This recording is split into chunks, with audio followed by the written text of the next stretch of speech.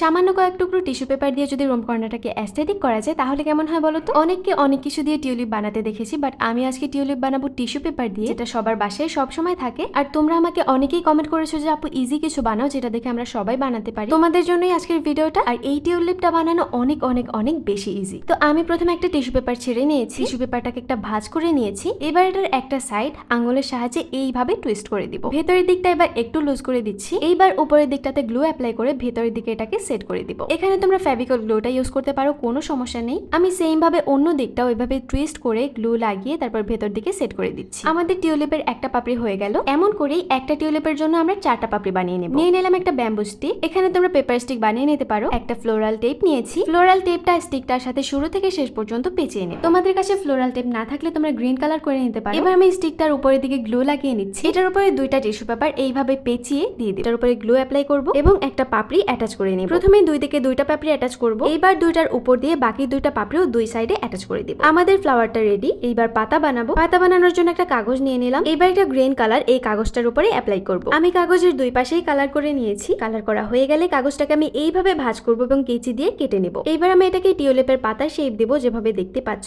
নিচের দিকের মাঝখানটা একটু কাট করে নিচ্ছি। এইবার গ্লু এর সাহায্যে পাতাটা ফ্লাওয়ার স্টিকের সাথে অ্যাটাচ করে দিব। রেডি হয়ে গেল আমাদের বিউটিফুল টিউলিপটা। অফ ক্যামেরায় আমি আরো 5টা বানিয়ে নিয়েছিলাম। এগুলোকে একসাথে দেখতে তো আমার বেশ ভালো লাগে। তোমাদের কাছে কেমন লেগেছে কমেন্টে জানিও। আজকের মতো আল্লাহ হাফেজ।